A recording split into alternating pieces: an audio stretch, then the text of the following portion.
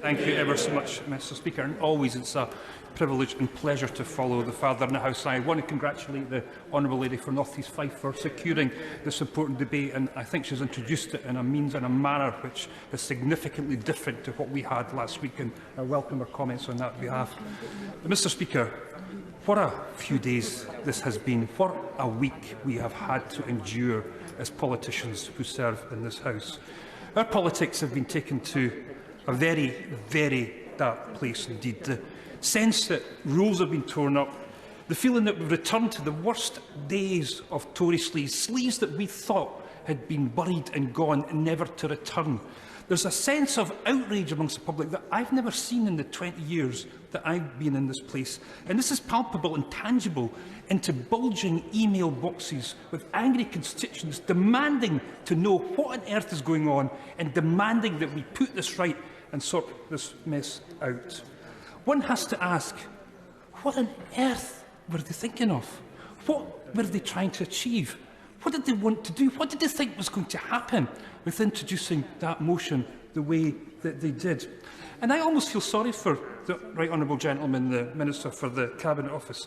If there was a short straw for turning up to try and defend this government's action, he most certainly picked it today. And it should be his Right Honourable friend leading this debate. It was him that brought that grubby motion to the House last Wednesday.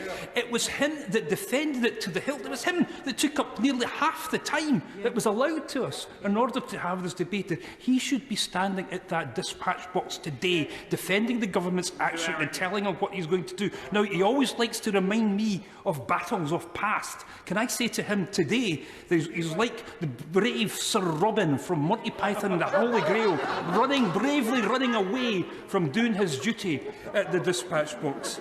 And we know that this was a plot that was hatched between the Right Honourable Gentleman and his Right Honourable friend, the Government Chief Whip, designed and approved and orchestrated through Number 10 with the weight of the whipping operation that we saw last Wednesday. This is something that goes all the way to the very top.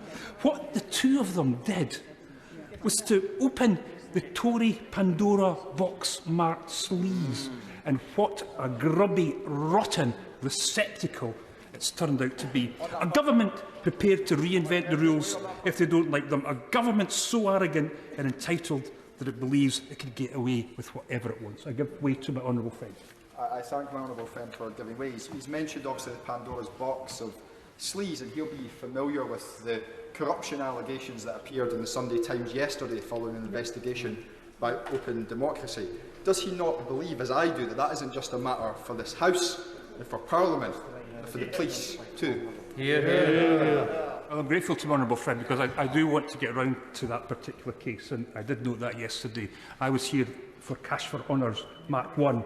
This is Cash for Honours Mark 2.0, and I want to specifically refer to that, and I will do that in my remarks. I will, then I'll make progress. I thank the honourable member. As he's on this topic, does he not agree with me that another aspect that has created great anger and concern in our communities is the funding of political parties? And if we look particularly at the Russians and the way they are now currently funding the Conservative Party, with Lyubov Chanukin giving £2.1 million to the Conservative Party, Alexander Temerko giving £1.3 million to the Conservative Party, and he's a part owner of a company that is trying to build an underwater cable, together with Viktor Fedotov, who also owns that company and who has given money to the Chancellor, to the Honourable Member for Reading West, to the Minister for Corporate Social Responsibility, to the Secretary of State for International Trade and the Chief Secretary of the Treasury. Is this right? Good, well said. And it was a long intervention, but a necessary one. I think she's absolutely right and spot on. The way that donations will be going into the Tory Party is something that needs to be properly investigated, and I'm going to suggest a way that that should be done in the course of my deliberations this afternoon. But, Mr Speaker, we're in day 6 of this. We're at 6 days. This has dominated political discourse in our media, in the public and in our communities and in our constituencies. Nobody usually survives that. No government minister who's presided and overseen something that goes on day after day after day. And the thing is, it's shown no sign of abating. It's shown no sign of going away. Now, I don't know if the public will accept the apology made by the right honourable gentleman? I suspect not. I don't think that was what the public wanted to hear. Yes, we want to hear this government standing there saying, sorry, we got this totally wrong.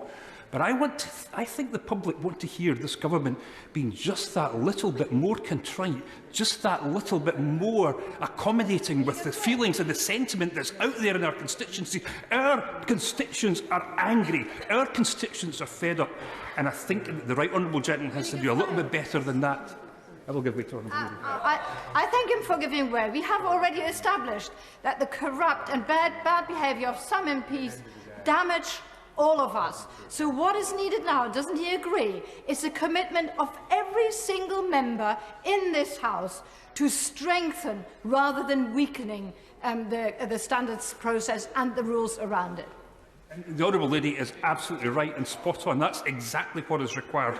I mean, when I hear them talking about reforming some of the rules and regulations and some of the things that we have in place, I'm not actually hearing an attempt to strengthen, make them better, make them more accountable.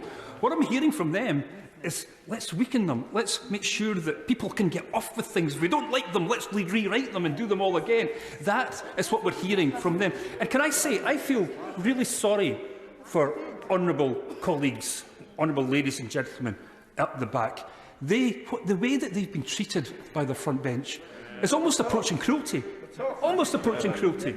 They've been marched all the way to the top of the hill by the Right Honourable Grand Old Duke of York. Then they've been marched all the way down again. But not just marched all the way down, they've been met with a barrage and volley of barbed constituent emails in the consternation of the people they represent.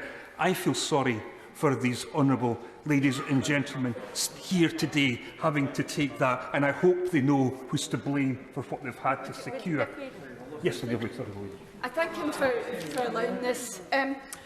Of course, this isn't the first time we've seen this Prime Minister do things that have shocked her constituents. And the last time I had a mailbag similar to this weekend's was the illegal prorogation of Parliament just over a couple of years ago, which my honourable friend took to the Supreme Court and exposed. There was the level of outrage for that particular incident is similar to this, and they've learned nothing from it.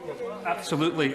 I think there's a few little spikes we get in terms of interest from our constituents about business of this place. And she's right to mention that one. That was particularly a busy week for members of Parliament. Another one, of course, was Barnard Castle.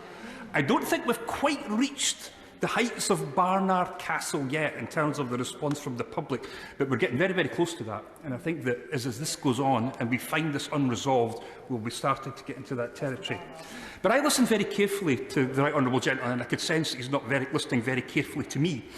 But I listened very carefully to him. And I still don't know what the government's position on this is. And maybe he could help us. I don't know if they're summing up today, but we need to hear from the government what they are going to do now. What I think I heard was that they're sorry for this mess. Fair enough, they're sorry for this mess. That's great. We'll accept your apology. But now tell us what you're going to do. Because the motion setting up the Kangaroo Court Committee of Corruption is still in place. That is the policy of this House. We need to hear them say clearly that they are taking this off and find some means and method to ensure that no longer is part of the business of this House. We need to hear them say that they are prepared to accept independent investigation, and they will support our Right Honourable friend, the Chair of the Standards Committee, and his committee in doing the work. We need to hear them say that. We also need to hear them say that they are going back to that moment just before the division bell rang last Wednesday, and we go back to the situation, position that we were in before any of this nonsense started. I'm grateful to my honourable friend for giving way. I have a concern about his proposition, because last week, whether one agreed with the Right Honourable Member for South North Hampshire's amendment, the government utilised it as a motion of confidence in themselves. Therefore, I have no confidence, I'm sure he has no confidence, that any of that is going to change. Absolutely, and this is why we need clarity, and I think we have to hear this by today. I think the suggestion, I think it was from the chair of the committee, who said that we need this motion to come tomorrow so we deal effectively with the honourable member for North Shropshire. We have to have that in front of this House, and we have to be able to make sure that our judgment is passed on what we believe is the consequences of his action. And one other thing, the disgraceful attacks on the Standards Commissioner. Now, they were coordinated. There's absolutely no way that we could get around this. They came from the top. They were directed. I mean, you do not attack the credibility with disrespectful what things said about the Standards Commissioner if you've not got permission to do that and say that. And I think what they had in mind was a softening up exercise, because they know that the Prime Minister is going to be investigated again. They know that there's a number of issues that still have to be resolved about his personal behaviour and conduct. And I think the undermining and neutering of the Standards Commission was a deliberate process, and it has to stop. It has to end. The Prime Minister is almost like a revolving door of investigation, whether it's breaking the ministerial code, acting unlawfully, soliciting donations for luxury holidays and home refurbishments. So the one thing that we could commit today is to this House to say that we have full faith and trust in our Standards Commissioner, and we will allow her to do her job. The undermining and the disgraceful attacks now must end. But the true shocker of the past couple of days is Cash for Honours 2.0. I really didn't think, following Tony Blair being questioned under caution by the Metropolitan Police 15 years ago, we would be back to this place so quickly. I mean, that was only in a couple of parliaments ago that Tony Blair had to face questions about donations to the House of Lords. The only difference that I've seen in the course of the past couple of decades is the price to get into the House of Lords has gone up from £1 million from New Labour to £3 million from the Conservatives. There's Tory inflation for you, Mr Speaker. It now seems that nearly all the past treasurers of the Conservative Party of later years are in that place. They've all in that place, wearing their ermine, taken a part in the legislative decisions of this country.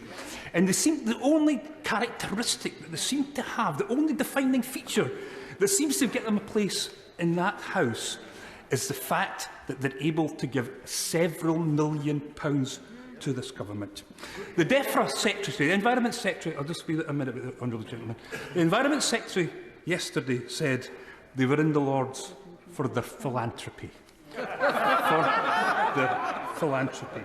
I think the public will probably assess that the accounts of the Conservative Party is just about the worst and least deserving good cause that there is in this land. I'll give it to my friend. To my honourable friend for giving way, who's making a very powerful point about this issue. Does he think it's a coincidence that the 22 largest donors to the Conservative parties now hold peerages and sit in the House of Lords? Well, that's not just a coincidence. I don't, I have to say, because I think that place is just so corrupted that it's a receptacle for donors of this place for either of the big parties. I have to include the Liberals when it comes to that too, because some of their activities around the House of Lords is just as bad as the two main parties. So what I've done today, Mr Speaker, I've asked the Metropolitan Police to investigate these appointments under the provisions of Section 1, Subsection 2 of the Honours Prevention of Abuses Act 1925. That Act states, if any person gives or agrees or proposes to give or offers to any person any gift, money or valuable consideration as an inducement or reward for procuring or assisting or endeavouring to procure the grant of a dignity or title of honour to any person or otherwise in connection with such a grant shall be guilty of a misdemeanour. I have now asked the Metropolitan Police to investigate the activities of the Conservative Party and the awarding of places in the House of Lords. And I'll say ever so gently to my friends in the Labour Party, stop putting people in that place. Stop giving it the legitimacy and credibility. We don't need a Gordon-Brown commission. We just need you guys as the opposition party to say you will abolish it. It is a circus. It is a corrupt circus.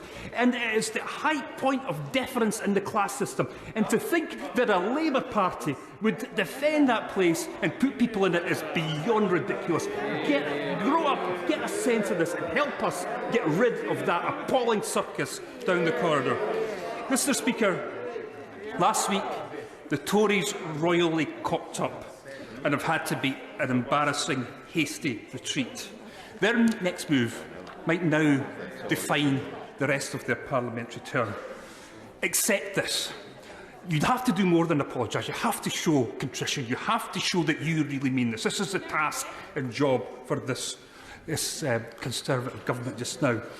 They have got to take us back to that point before the bells went last Wednesday. We don't want to reform the standards process. We want it to continue to do its work. But nothing will happen until we get back to this point. Stop rewarding donors with places of the House of Lords. This is now all up to them.